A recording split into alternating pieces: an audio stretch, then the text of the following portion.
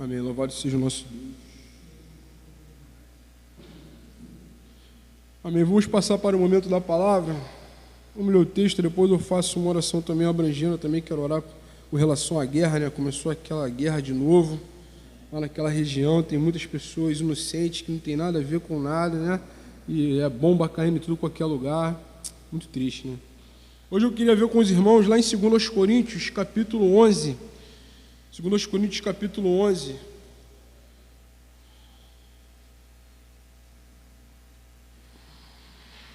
A mensagem estará ali entre os versos 7 e o verso 15. Mas eu quero fazer a leitura a partir do verso 1, que a gente entende melhor o contexto. 2 Coríntios.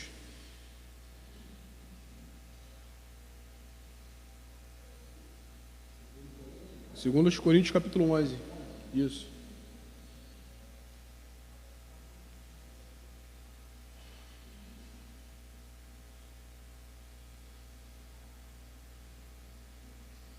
Segundo Coríntios, capítulo 11. Vou fazer a leitura, os irmãos acompanham. Diz assim: quisera eu me suportasseis um pouco mais na minha loucura. Suportai-me, pois, porque zelo por vós com o zelo de Deus, visto que vos tenho preparado para vos apresentar como virgem pura a um só esposo, que é Cristo. Mas receio que, assim como a serpente enganou a Eva com a sua astúcia, assim também seja corrompida a vossa mente, e se aparte da simplicidade e pureza devidas a Cristo. Se na verdade, vindo alguém, prega outro Jesus, que não temos pregado, ou se aceitas espírito diferente que não tendes recebido, ou evangelho diferente que não tendes abraçado, a esse de boa mente o tolerais. Porque suponho em nada ter sido inferior a estes tais apóstolos, e embora seja falto no falar, não o sou no conhecimento, mas em tudo e por todos os modos vos temos feitos conhecer isto.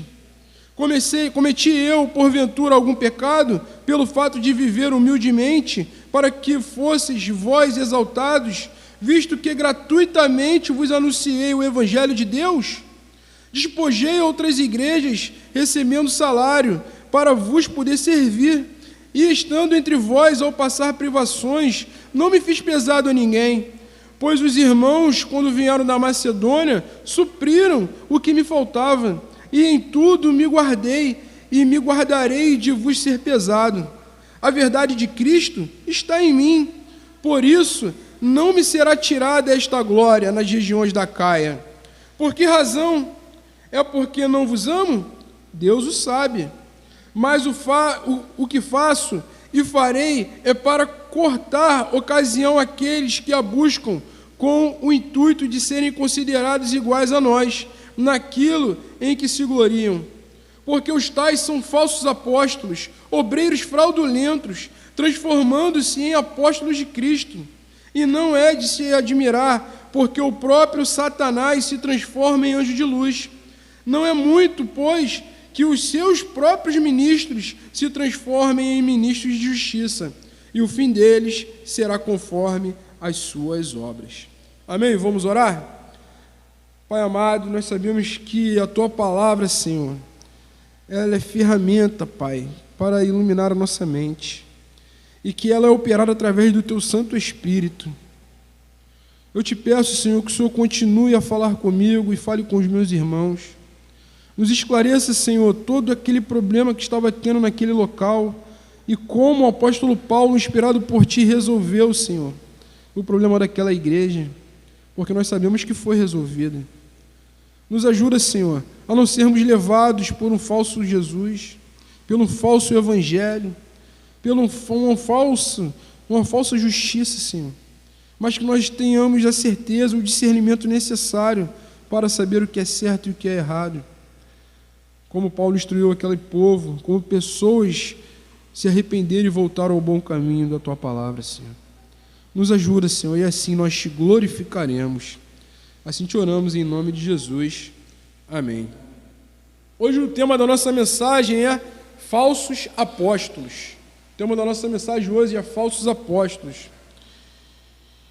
O autor dessa carta é o apóstolo Paulo, né? Carta escrita à igreja de Corinto. Paulo escreveu ali por volta de mais ou menos no ano 55 depois de Cristo, ali por volta do ano 51, 52, na sua segunda viagem missionária. Paulo, passando por aquela região, ele implantou a igreja de Corinto. Está ali em Atos 18, Atos capítulo 18. Paulo implantou aquela igreja, constituiu a sua liderança, né, como a gente tem visto na identidade presbiteriana, constituiu a sua liderança e saiu e foi para Éfeso, dar continuidade ao seu trabalho missionário. Só que Paulo, quando chegou lá naquele local, ele ficou sabendo que os coríntios tinham se desviado do evangelho e aconteceu problemas doutrinários naquela igreja. Daí Paulo escreve uma carta para poder resolver e corrigir aqueles problemas. E nós sabemos disso, que não é a 1 Coríntios, está lá em 1 Coríntios capítulo 5, verso 9, que é uma carta antes de 1 Coríntios. Antes, na realidade, foram escritas 4 cartas aos Coríntios. Nós temos só a segunda e a última carta. E ali Paulo escreveu essa carta, uma carta que se perdeu, que é citada no capítulo 5 de 1 Coríntios, verso 9. E durante esse ministério em Éfeso, Paulo ainda recebeu mais notícias, que surgiram muitos mais outros problemas, que aquelas instruções que ele tinha dado não resolveu e estava tendo divisão dentro da igreja. Daí o apóstolo Paulo escreve uma outra carta, que essa é a primeira carta, que é a 1 aos Coríntios, que vai resolver vários outros problemas. Só que não é resolvido somente esses problemas, alguns são resolvidos e aumentam outros problemas. Paulo envia Timóteo para levar aquela carta. Quando Timóteo volta, ele fala agora que, além daqueles problemas, agora existem falsos mestres que se intitulavam apóstolos. E estavam falando mal do apóstolo Paulo. O que o apóstolo Paulo faz? Agora eu vou lá. Aí ele pega e viaja e vai a Corinto resolver esse problema. Quando ele chega em Corinto, ele é mal recebido pela igreja. A igreja estava dando glória ao falso apóstolo. E o falso apóstolo fala mal do apóstolo Paulo, denigra a imagem dele, fala que ele é um homem que não sabia pregar direito, fala que ele é um apóstolo meia boca. Lembra que a gente viu mais ou menos isso em Gálatas? Estava acontecendo a mesma coisa. Só que nessa carta, Paulo defende muito mais o seu evangelho, confronta esses falsos mestres. E aí Paulo retorna triste. Segundo os estudiosos, fala que Paulo voltou totalmente triste, aquela tristeza profunda, né? Porque uma igreja que ele plantou são filhos dele, filhos na fé. E ele aquele sentimento, pô, os meus filhos me negaram, mas chegar em casa do seu filho, eu não quero falar com você não, você agora não é mais meu pai. Aquela tristeza no coração. E daí o apóstolo Paulo escreve uma terceira carta. E essa terceira carta ele é chamada de a carta severa. Nós também não temos o conhecimento dessa carta. E ela é citada no capítulo 2, no verso 4 e no capítulo 7, de 5 a 16. Lá nós vemos, depois os irmãos marcam aí, se quiser depois o Lua, para a gente não parar e ficar lendo direto, senão a gente vai perder muito tempo. Ela é citada ali e por isso nós sabemos que foi uma carta severa. Paulo fala, eu vou escrever a carta, porque se eu volto aí, não ia dar bom. Ia ter problema. Então, para mim não pecar, eu prefiro escrever a carta, porque ele estava muito triste. Paulo é um homem igual a nós. Lembra o que ele diz em Romanos 7? Às vezes o mal que eu não quero, esse eu faço. Né? E ele triste, entristecido, magoado com aquela igreja, e ele escreve essa carta severa. Logo depois, passa um tempo, ele manda Tito. Lembra? Tito era um discípulo do apóstolo Paulo. Ele enviou Tito a ilha de Creta para que Tito implantasse ali as igrejas e constituísse ali o governo daquelas igrejas. Tem lá na carta de Tito, a carta pastoral. E Tito vai lá ver como é que está a situação da igreja. E Paulo, viajando, encontra Tito na Macedônia. E Tito fala que os coríntios, com aquela carta severa, alguns, ele até diz, muitos se arrependeram. Não todos, mas muitos se arrependeram. Julgaram o falso profeta, o falso apóstolo, excluíram ele ou eles, a gente não tem a certeza se é um ou tinham outros, é bem provável que tinham mais homens, e segundo os estudiosos dizem que eram judeus, como judeus cristãos, que traziam aquela bagagem do judaísmo. Lembra que nós vimos isso em Gálatas? Que queriam que eles voltassem aos rudimentos antigos do judaísmo. Tinham que fazer tudo de novo, circuncisão, tinha que guardar as festas, os dias, aquilo tudo. Só que, além disso, eles ainda estavam falando mal do apóstolo Paulo. E o foco deles era o quê? A questão financeira. Por quê? Era uma igreja que, se nós vimos aqui, eles tinham uma condição financeira. Corinto era uma cidade de grande comércio, de passagem. Aquela igreja que o apóstolo Paulo implantou ali, também como Éfeso, era em locais primordiais. Assim, está próximo aqui de um grande centro, passa muita gente, então a igreja é um local estratégico para a pregação do Evangelho. Por isso que Paulo escreve essa carta, que é a quarta carta, na realidade, segundo os Coríntios. É a quarta carta, e ele já escreve com um tom bom, de satisfeito e feliz, porque a igreja tinha escutado a orientação dele. Só que agora ele escreve com relação a defender o seu apostolado de uma maneira mais aprofundada. Ele dá com relação à orientação, com relação às ofertas, por isso que eu fiz questão de ler o capítulo 9, para que a gente veja que ele está elogiando, vocês já estão preparados. Não, estou mandando o pessoal aí porque vocês estão ajudando as outras igrejas, as outras igrejas estão sendo ajudadas por vocês estão de parabéns. E ali ele continua a dar essa orientação, e no final da carta, ele bate nos falsos apóstolos. Ele confronta esses homens, e mostrando os seus sofrimentos. Ele fala de sua autoridade apostólica, porque ele foi chamado. Daqui, um pouco mais à frente, no capítulo 12, ele fala da revelação que ele teve. Ele não fala que foi, conheço um homem que foi elevado ao terceiro céu e viu coisas inefáveis que não foi autorizado a falar. Aí ele fala que depois disso Deus fez o que com ele? Colocou um espinho na carne para que ele não se ensoberbesse, não ficasse orgulhoso, fosse soberbo, Não, eu vi o que ninguém viu, eu vi Deus, como Isaías viu. Então tem um espinho na carne que a gente não sabe o que é, possivelmente é uma doença, uns falam que é um demônio que ficava perturbando ele. Então, Paulo começou a se defender. E esse texto, eu preferi separar esse texto, tinha muitos textos para falar com relação a essa questão dos falsos apóstolos. Porque Paulo está defendendo em vários capítulos aqui, e tem um pedacinho em cada capítulo. Mas eu preferi separar essa parte porque está muito próxima, ela está muito próxima dos nossos dias atuais. Quando vocês chegam no Instagram, eu falo do Instagram porque eu utilizo mais o Instagram, você vê os profetas, os apóstolos, todos eles são um relógio de 500 mil reais no pulso. É o cara chegando no dia com a Ferrari na porta da igreja. Aí ele chega naquele local, são aqueles holofortes, Outro dia eu vi um que estava lá, que usa um chapelão, não fala nome não para não ser processado, um chapelão, aí ele subia num negócio alto, como se fosse um púlpito, aí as pessoas vinham passando, ele vinha colocando a mão na cabeça das pessoas assim, o cowboy, colocando a mão na cabeça das pessoas, como se só o tocar dele abençoava. Lembra que o pano de Paulo curou a pessoa, tem lá em Atos o relato.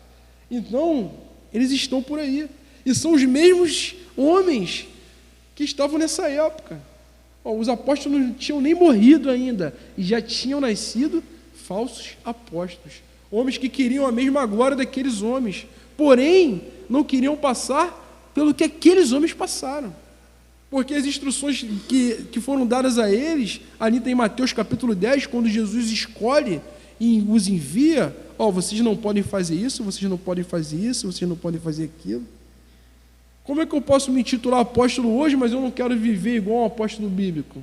Será que existem hoje apóstolos? Será que Jesus chamou alguém hoje para o ministério apostólico? E esse movimento apostólico, mais aceso e próximo de nós, ele foi renascido em um tempo atrás, partindo do movimento pentecostal. O reverendo Augusto Nicodemos, ele tem uma palestra excelente no YouTube, depois eu acho que eu já coloquei no grupo da igreja, essas informações eu tirei da palestra dele. Ele, quando se formou no seu doutorado, na sua tese, ele foi estudar sobre os apóstolos, e dessa tese nasceu um livro, tem um livro muito bom na internet, bota lá, Apóstolo, reverendo Augusto Nicodemos. Ele vai trabalhar essa questão com todos os dados históricos, tudo aprofundadíssimo, aqui a gente não vai falar nem 0,5%, de todo o relato que está ali, né, das pesquisas dele, a informação. E lá ele diz que esse movimento apostólico nasceu partindo do movimento pentecostal. E esse movimento pentecostal se iniciou com foco na restauração dos dons antigos. Lembra que nós estudamos hoje? Que cessou isso, cessou aquilo, outro. Por quê? Chegou o cano fechou. Então nós não precisamos mais de profetas. Nós não precisamos mais de revelações. Toda a revelação está aqui nos 66 livros. Só que esse movimento disse que aqueles dons eles continuavam e que foi um erro da reforma protestante somente dar continuidade no sola escritura. A primeira base dos reformadores foi o quê? Ficarem nas Sagradas Escrituras, né? Nós só podemos fazer o que as Sagradas Escrituras nos indicam que seja feito. O que não está escrito nós não podemos fazer. Não é a voz do Papa, não é a voz do pastor, não é a voz do bispo, ou seja lá quem for. É somente podemos fazer no culto, no dia a dia, crer, louvar a Deus, como ele escreveu, como ele prescreveu nas Sagradas Escrituras. E eles disseram que não, agora esses dons eles eram para continuar. Então é a restauração dos dons. E esses dons, muitos deles, quem tinha esses dons? E com grande ênfase, os apóstolos. Por quê? O dom acompanhava a pregação dos apóstolos. Os apóstolos pregavam o evangelho. Jesus falou: ide pregar o evangelho a toda criatura, e vocês vão expulsar demônios, vão operar milagres. Eles eram detentores do poder e operavam. A eles foi dado dom. E era para confirmar, era para, naquele momento, o evangelho se espalhasse. Depois que, em 1 Coríntios capítulo 13, o apóstolo Paulo falando, nós lemos, né, hoje mais cedo, ele fala: depois que o que é perfeito, que é a Sagrada Escritura, perfeito, inerrante, infalível, inspirado por Deus, não tem erro. A Bíblia, ela confirma a própria Bíblia. Nós não precisamos de um outro livro qualquer para poder, não, que isso aqui a Bíblia não tem como não, ela está errada, eu vou buscar outra coisa. Não, a própria Bíblia, outros livros nos ajudam a entender a língua original, né? Elas ajudam a saber onde estão as passagens, que é difícil achar, né? Às vezes está lá no outro livro, no versículo tal, isso vai atestar o que está falando no outro livro do Novo Testamento. Então os livros vão nos ajudar, os mestres, que são as pessoas que Deus deu o dom para ser mestre, para poder explicar para a gente. Agora, que a Bíblia tem erro? Não, ela não contém erro. Então, esses homens falaram que essa restauração da reforma protestante, o retorno às Sagradas Escrituras, foi um erro, porque eles falaram que cessou-se os dons. Então, se não cessou os dons, então continuou os dons. O dom de línguas, que até se errou, se tornou o nome que se dá a glossolalia, que é falar a língua dos anjos, que Paulo não está falando que é a língua dos anjos ali, ele está fazendo a hipérbole. Até que eu falasse a língua dos anjos, sem amor, não é que existe, é algo absurdo. Entendeu? Então, se os dons de cura, os dons de qualquer outra coisa que tinha naquela época, eles tinham que voltar. E assim, junto, teria que voltar o quê? O ofício apostólico, a função apostólica. E aí se renasceu essa questão.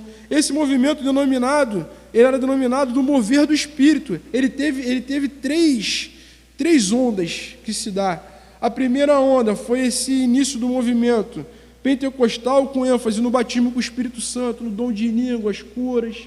Aí depois houve isso aí foi lá em 1902. Teve a segunda onda, que foi o que contaminou as igrejas históricas, como presbiteriana, batista, congregacional, que foi na década de 60, que também foi um movimento carismático, né? Um movimento carismático, também teve na Igreja Católica. E depois vem a terceira onda, que é o que existe mais hoje aqui, mais amplamente, que é o movimento neopentecostal, que é um novo tipo de pentecostalismo. Não dá muita ênfase com relação a línguas, mas dá ênfase à cura e à prosperidade, que é a chamada teologia da prosperidade. Então os apóstolos hoje, se a gente for botar na internet, apóstolo, vai ver lá ele falando, que se você dá mais, enquanto você dá mais o Senhor vai te dar mais, né? É a barganha com Deus. Vamos lá, vamos enfatizar nas curas. Tem até uma vez que o pastor falou, né? Eu não me lembro qual foi a igreja, que tinha uma senhorinha lá na entrevista. Falei: minha irmã, e você? O que Deus te curou? Ele: não, Deus me curou do meu pecado, eu fui perdoada. Tá, mas qual foi o milagre? O foco é na cura. Deus te curou do resfriado. Foi da foi lá da Universal, né? Aquela lá do Bispo Macedo. Não, que não é igreja, é considerado como seita pela nossa igreja presbiteriana. Ela, a Internacional da Graça de Deus, aquela do Chapelão, não são igrejas. Isso aí, TJ também, infelizmente. Não pregam o evangelho. E aí esse movimento é chamado de o neopentecostalismo, e eles dão essa ênfase. E no Brasil começou a se criar essas redes apostólicas. O reverendo Augusto Nicodemos falou que existem mais de 10 mil apóstolos no Brasil. Por que esse país está ruim desse jeito, né? Se tem tanto apóstolo aí. Olha que loucura. Tanta gente que se intitula apóstolo. Ele falou que existe até o pai apóstolo, que é alguém que ele que ordena os apóstolos. Né? E nós vimos aqui, com relação ao governo da igreja, que bispo é a mesma coisa que presbítero e pastor. Na Escritura não tem diferença entre pastor, bispo e presbítero. É a mesma coisa. Só que na forma de governo deles, como é na igreja de Roma e como é nas outras igrejas, eles botam como se fosse hierarquia. Então tem o presbítero, depois ele vai a pastor, aí ele vai subindo de cargo, daqui a pouco ele se torna bispo. Então, como parou em bispo, a vontade de poder do ser humano, o ego, o bispo vem o que depois? Apóstolo. E depois do apóstolo? Tem que ter o pai do apóstolo agora. Daqui a pouco vão inventar outra coisa. E por aí não para. Então, é muito interessante essa questão, porque a gente vê por aí, e infelizmente, até igrejas boas dão os seus púlpitos para esses homens. Dão por causa de amizade, porque conhece muito tempo. Infelizmente. Aí tem igrejas que tem apóstolos pregando, está pregando numa festa. Absurdo. O governo da igreja deveria ser punido por isso. Entendeu? Então, por isso que eu separei esse texto para a gente aprender hoje. Falei com a Terícia mais cedo, eu gosto de pegar os erros para a gente poder sanar as nossas dúvidas. Não, porque é importante, a gente vê muito hoje. Abre o YouTube lá, toda hora aparece, tem uma apóstola, Renalida. A mulher, só loucura. A mulher com o cabelo grandão, igual o teu. Ó. Né? A vácuo, né? Na igreja, coisas absurdas. Chega a ser engraçado, só que ela fala o nome de Deus. Que Deus tenha misericórdia. Enfim, vamos lá o texto. Hoje eu quero ficar, eu li a partir do capítulo do verso 1, mas vamos ver a partir do verso 7. Aqui o apóstolo Paulo estava falando com relação a algo que aqueles homens estavam falando mal do apóstolo Paulo, que era com relação ao seu sustento. Nós vimos aí nas terças-feiras que o próprio apóstolo Paulo, ele fala ali em 1 Timóteo capítulo 5, verso 17, que todo o bom presbítero que se afadiga na palavra e no ensino, ele é digno de dobrados honorários. Está falando de dinheiro mesmo, é salário. Aí ele fala, o boi que trabalha, né, o bom trabalhador é digno do seu salário. Tem gente que fala que é honra, mas não, é salário. Por quê? É interessante que esteja alguém na igreja que ele seja separado para estudar, para ele trazer o bom ensino correto. Eu até dei um exemplo, falei, eu trabalho e eu estudo, para dar aula, para pregar. Não é fácil, é difícil. Então, o homem que vai dirigir uma igreja, que vai ser o pastor da igreja, que vai trazer o ensino, é importantíssimo que a igreja ajude ele, que a igreja dê um bom salário a ele, para que ele possa cuidar da sua família e que ele possa totalmente se separar para a obra, para que ele estude, se aprofunde na língua original, para que quando você for perguntar a ele não tenha dúvidas e te instrua de maneira correta. O teu reverendo Gil Magalhães, da igreja da Vila Guarani, ele diz, um médico, para ele cuidar de você, no mínimo ele vai estudar ali quase 10 anos. E um pastor, ele é um médico de almas, e um conselho dele errado, ele te lança no inferno. Um conselho certo, ele te leva para o céu. Então é muito importante a pessoa estudar, fazer um seminário. Por isso que o presbiterianismo, na nossa igreja IPB, para uma pessoa se tornar pastor, demora aí no mínimo 7 anos, de 7 a 10 anos. Porque ele tem que ter 3 anos dentro da igreja, depois ele vai se apresentar ao conselho da igreja, aí do conselho da igreja ele vai fazer a prova do vestibular do seminário, aí ele tem que passar, conseguir entrar nas vagas, aí ele vai cursar aqui no Rio, está 4 anos do seminário Ashbelgo em Sábito no Meia, 4 anos presenciais. Aí depois desses 4 anos ele vai fazer a licenciatura, e nisso ele já está trabalhando nas igrejas do presbitério dele, ele já está sendo ali um empregado, ele vai ficar sendo avaliado, depois vai passar pela sabatina do presbitério. E aí vai, até se tiver uma igreja que aí ele vai ser eleito, a igreja vai votar se a igreja quer ele como pastor, porque aqui funciona assim. Aí vai ser votado se a igreja quer. Se ninguém quiser, ele vai continuar sendo um pastor auxiliar ou um pastor do presbitério, aquele que vai ser utilizado na falta de alguém. Um ficou doente, coloca ele lá para ajudar. Então demora muito. Olha como é que é rigoroso, né? E hoje em dia qualquer um se torna pastor, em cada esquina, né? Complicado. E aqui o apóstolo Paulo rebatendo esses homens com relação ao dinheiro. Aí ele começa dizendo lá no verso 7, falando para a igreja de Corinto: cometi eu porventura algum pecado pelo fato de viver humildemente, para que fosseis vós exaltados, visto que gratuitamente vos anunciei o evangelho de Deus? O apóstolo Paulo: eu compartilhei o evangelho com vocês, anunciei gratuitamente. Tem um texto que ele fala: o que me foi dado de graça vos dou. Ele não pode cobrar, como aqueles homens estavam fazendo. Segundo aqui os estudiosos falam que aqueles homens estavam cobrando que a igreja pagasse o salário para eles, e eles estavam pagando. Por isso que eles até estavam excluindo o apóstolo Paulo. Imagina a eloquência daqueles homens, trazendo um novo ensino. Com certeza eles não vinham com uma coisa totalmente contrária, eles deviam chegar com meias verdades para poder enganar o povo e levar o povo ali, né? Enganar o povo. E a liderança daquelas igrejas, infelizmente, foi uma liderança falha, uma liderança chechelenta no linguajar popular, né? Que em vez de... viram que estava errado, porque tinha mestres ali, tinha presbíteros. Como é que vai deixar uma pessoa que não compartilha da mesma fé, da mesma doutrina, assumir o púlpito e trazer algo diferente? É um absurdo. E infelizmente levou aquele povo a errar e a gerar esse problema todo. E o apóstolo Paulo fala: eu pequei em viver humildemente. A palavra humilde ali, ele viveu de uma maneira que só tinha o que era necessário. O apóstolo Paulo, se a gente olhar nas cartas, foi um homem que ele não esbanjou nada.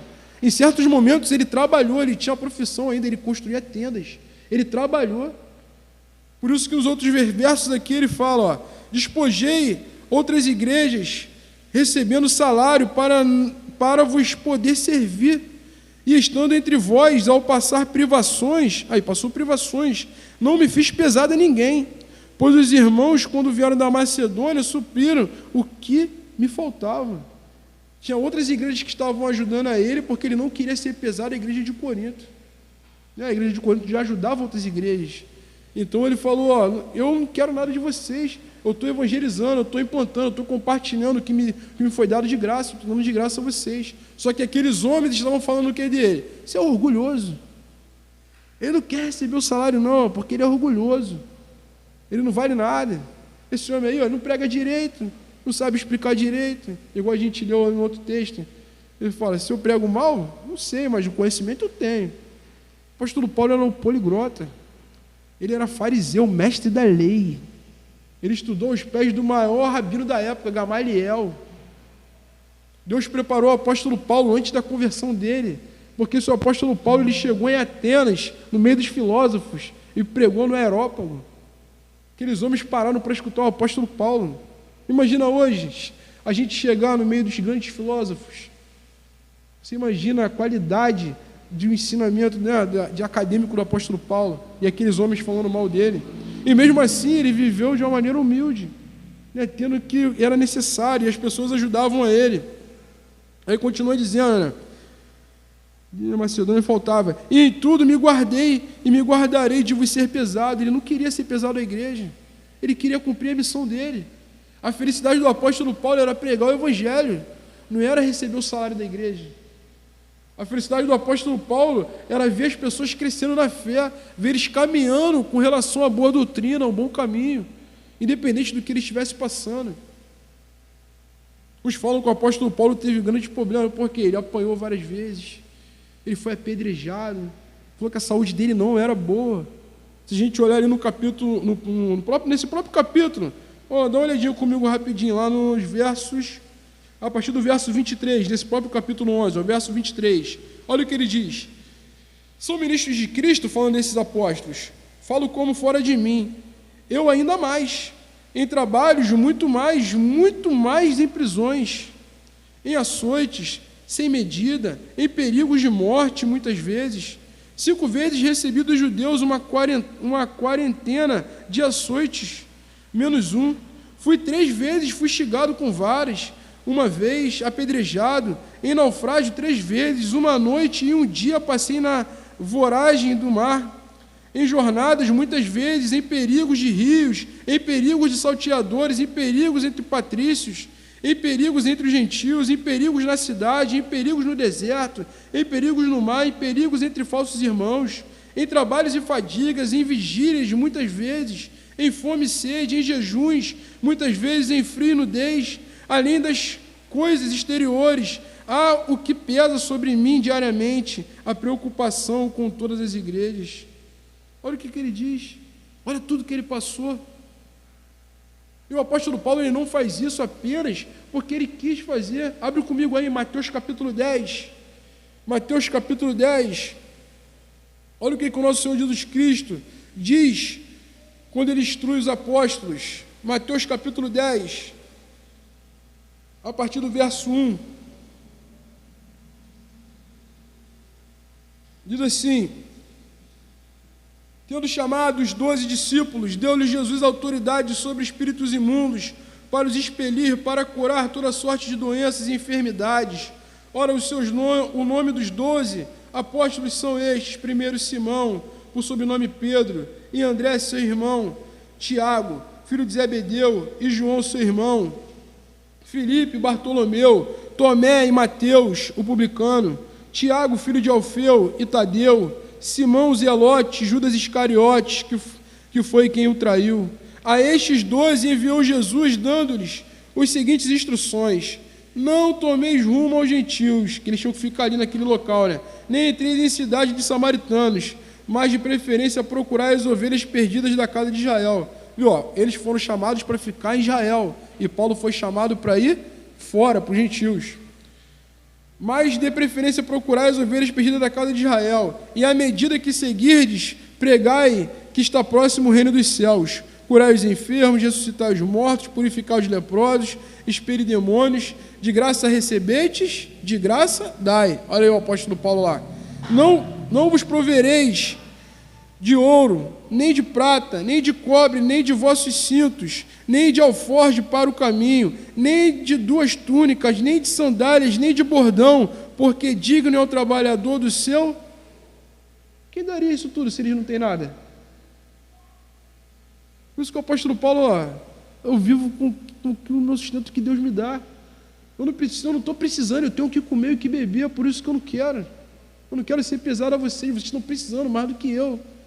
Eu não posso, é o que Jesus indicou a ele.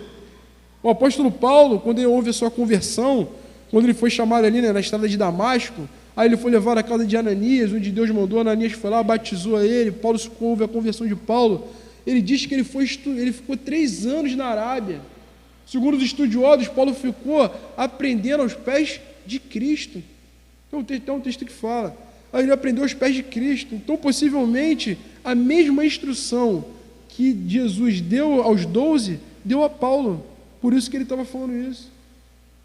E ele demorou 14 anos ainda para poder começar o seu ministério, mesmo depois de ser chamado. Olha como é que ele era o apóstolo Paulo. Aí ele continua dizendo, né? Em qualquer cidade ou povoado que entrardes, indagai quem neles é digno, e aí ficai até vos retirardes. Ao entrar na casa, saudai, até ali, tá bom? Então veja o que aqueles apóstolos tinham que fazer. É o que o apóstolo Paulo está falando aqui. Ele não tinha que levar ouro, não tinha que levar prata, nem comida, nem bebida, porque todo trabalhador é digno do seu salário. Quem ia dar de comer e de beber? Quem ia ajudar o apóstolo Paulo? Deus já providenciaria tudo.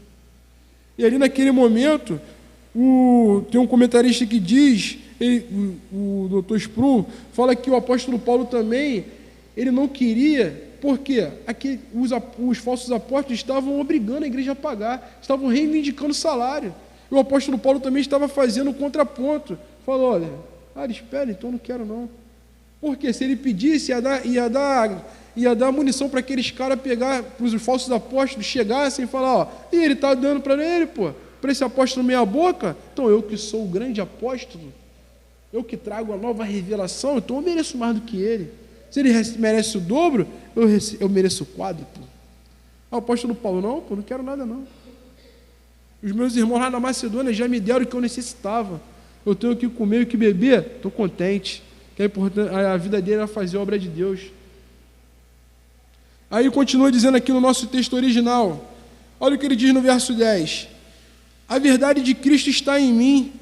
Por que ele disse isso? Porque a verdade de Cristo não está naqueles homens, não está nos falsos apóstolos. Olha lá, por isso não me será tirada esta glória nas regiões da Caia, porque a região da Caia é onde estava Corinto. Corinto ali está na Grécia, né? Aquela região da Grécia ali, hoje, a atual Grécia. Então eles conheciam o apóstolo Paulo pela sua palavra, pelo seu evangelho, pela sua vida. Então ninguém tiraria essa glória dele ser um verdadeiro homem chamado por Deus, um apóstolo chamado por Deus. Para ser um apóstolo é aquela pessoa que foi chamada direto pelo Senhor, comissionado direto pelo Senhor. Será que Jesus hoje apareceu para alguém? Bom, o reverendo Augusto Nicodemos disse que tem um homem que é lá deixa eu ver o país, aqui do lado, esqueci, é El Salvador, se não me engano. É El Salvador. Que ele que foi que ordenou os apóstolos no Brasil, que começou no Brasil. E esse homem, ele falou que a ele, o ministério apostólico dele, ele sonhou. E aí veio um anjo e falou para ele que ele era um apóstolo, que ele teria que dar continuidade. Sempre um anjo, né? Sempre um anjo trazendo uma nova revelação. E o apóstolo Paulo fala lá em aos Gálatas que se vier um anjo e trazer uma nova notícia, que seja amaldiçoado. Por isso que o apóstolo Paulo vai dizer aqui mais embaixo, depois a gente vai chegar lá, que Satanás, ele se transforma em anjo de luz. Né? E a gente tem que estar ligado nisso. Aí ele continua dizendo, né? 11. Por que razão e por que não vos amo? Deus o sabe. Aqueles homens estavam falando para Corinto, pensando que o apóstolo Paulo ama vocês? Ele não quer receber o salário de vocês não, sabe por quê? Ele é orgulhoso, ele é arrogante, ele não ama vocês não, pô. Ele implantou aqui para poder se gabar, que ele está implantando igreja em tudo qualquer lugar. Só que a gente vê que não era isso. O apóstolo Paulo não quis nem ir lá em Corinto, quando ele estava chateado, para não tratar os coríntios maus, porque ele amava eles como filhos. Ele estava feliz aqui, porque eles tinham se arrependido, muitos, não todos, tinham se arrependido. E ele ainda escreve para comprovar o seu ministério apostólico, que ele não tinha que falar nada para ninguém. Foi Deus que chamou ele. E olha a minha vida aí, vocês vão ver quem eu sou. O que Tiago diz? A fé, a minha fé, olha para as minhas obras, porque ela vai mostrar qual é a minha fé. Crê em Deus e temer Ele, até os demônios creem e tremem. Agora a fé, olha para a minha vida, o que eu faço? Beleza, meu camarada, vai com Deus. E vê o que eu faço, como é que eu vivo no meu dia a dia. Não, então o apóstolo Paulo não deveria nem que escrever isso tudo e revelar isso tudo, mas por amor aos coríntios, ele escreveu isso tudo e revelou ali tudo que ele passou, dizendo tudo, aquele sofrimento dele. Aí depois ele fala aqui no capítulo 12 sobre essa revelação que ele teve. Aí voltando no verso 12, olha o que ele diz: mas o que farei é para cortar ocasião àqueles que a buscam, com o intuito de serem considerados iguais a nós, naquilo em que se gloriam. Então ele está fazendo para cortar o que aqueles homens estavam fazendo. Eles querem ser igual a nós, os apóstolos que foram chamados por Deus, mas não queriam viver igual eles viviam, com as restrições que foram dadas pelo Senhor Jesus, porque a eles o nosso Senhor Jesus deu restrições. A nós não, mas a eles deu, vocês devem viver assim, porque a maneira que vocês vão viver, eles vão olhar para vocês e vão olhar para mim. Jesus disse uma vez, o Filho do Homem não tem nem aonde reclinar a cabeça. Ele não tinha nem onde dormir. Ficava viajando ali, pregando o evangelho, né? Morava nos montes, dormia no barco.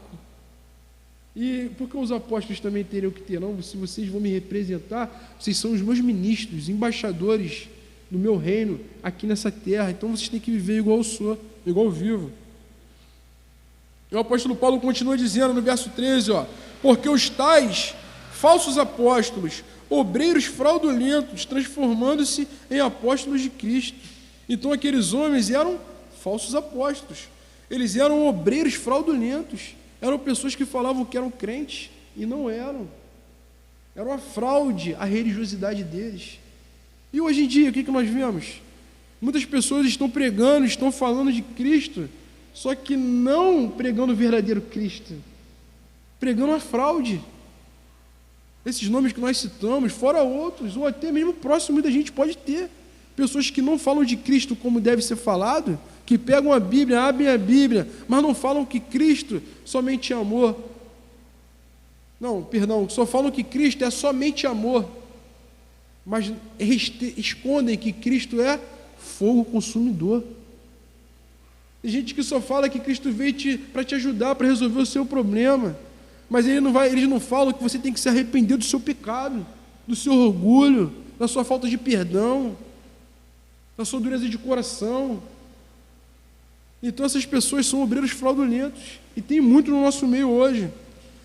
Eles se transformam em apóstolos de Cristo, é o que nós vemos hoje aí. Tem gente se intitulando apóstolo, gente se intitulando pastor, gente se intitulando bispo, gente se intitulando crente. Hoje, domingo, nesse horário, passa na rua aí, cheio de gente Bíblia debaixo do braço. Será que todos são cristãos de verdade? Será que todos caminham e seguem o Senhor Jesus? Seguem a doutrina dos apóstolos? Ou eles seguem o que bem entendem, o que querem seguir? Ou inventam? Os pregadores que estão pregando nesse momento, será que todos eles estão vendo as bases bíblicas? Estão realmente explicando o texto que estava acontecendo, por que foi escrita a carta, qual era o problema, qual era o remédio que o apóstolo estava inspirado por Deus, aplicando para resolver aquele problema? Ou será que está tirando uma aplicação da minha cabeça? Eu acho que é melhor assim o ouvido deles vai soar melhor, né? Você é o centro do coração de Jesus. Jesus é o coração de Deus, o centro de Deus. E você é o centro do coração de Jesus. Entendeu? Você é o espelho que reflete a imagem do Senhor. O ouro puro de Ofir. Um ouro todo corrompido, cheio de carrapato, de pecado. Todo sujo, que tem que ser colocado no fogo para poder purificar. Infelizmente eles estão por aí, obreiros fraudulentos. Olha o que o apóstolo Paulo fala no verso 14. E não é de admirar, porque o próprio Satanás se transforma em anjo de luz. E esses homens são ministros de quem? Olha o que ele diz no verso 15. Não é muito, pois, que os seus próprios ministros se transformem em ministros de justiça. Então, se aqui esses homens que estão pregando, esses crentes que se denominam crentes, se eles não são crentes, discípulos de Jesus, eles são discípulos de quem? Satanás.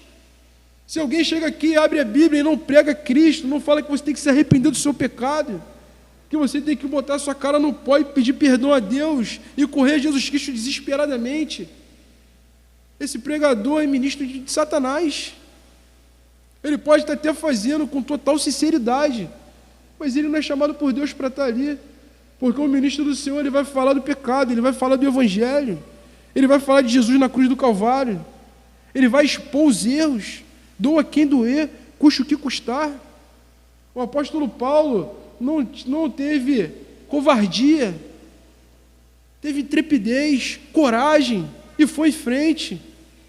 Os apóstolos foram até o fim, pregaram o Evangelho.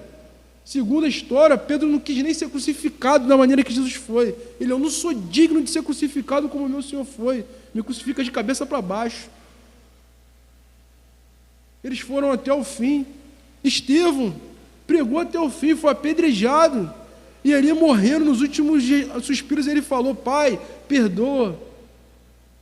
Foi discípulo do Senhor até na morte. Jesus falou na cruz: perdoa porque eles não sabem o que dizem. Estevão foi discípulo na morte. Pai, perdoa-os porque eles não sabem o que foi. Não impute a eles esse pecado. E aí eu pergunto, meus irmãos, quem nós estamos ouvindo? Será que são os ministros do Senhor ou são ministros de Satanás? Quem são os pastores que nós ouvimos na internet, no YouTube? Avaliem quem está pastoreando vocês. Como está sendo a sua liderança? Como tem sido a nossa vida? Será que nós somos obreiros fraudulentos? Ou será que nós temos sido pessoas que tentam caminhar segundo o Senhor Jesus Cristo caminhou? Com o exemplo do apóstolo Paulo, que ele pôde dizer, foi inspirado pelo próprio Deus a dizer: sejam meus imitadores, como eu sou de Cristo. Isso é um louvor a Paulo, Deus louvando a ele, não o homem, Deus louvou a Paulo, porque foi inspirado pelo próprio Deus, que eu acho que ele sozinho ele nunca diria isso.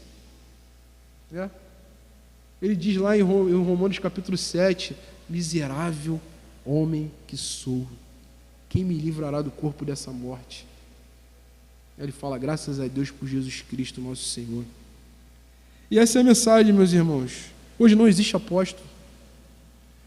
Hoje não existe pessoas que se intitulam que existem os dons antigos, que há uma restauração apostólica. Eles são obreiros fraudulentos, são ministros de Satanás. Ah, mas você está pegando pesado. Estou sim. Pesado como Paulo pegou. Nunca no púlpito da nossa igreja pode ter um apóstolo. Os apóstolos foram os 12, junto com Matias, né, e o apóstolo Paulo. Matias entrou e compôs os 12 que Judas quando se suicidou. E o apóstolo Paulo, que foi o apóstolo para os gentios. E fechou. Não tem mais nenhum outro. Mas nenhum outro vai se assentar nas cadeiras lá do Apocalipse, lembra? Dos 12 do Antigo e os 12 do Novo Testamento. Hoje tem o Apocalipse, são os apóstolos. Não existe mais cadeiras, coroas a serem dadas. São todos obreiros fraudulentos. Eles vão chegar a comer as verdades. É capaz de a gente pegar e escutar uma mensagem que pode estar sendo pregada hoje por um homem desse e vão falar, que mensagem?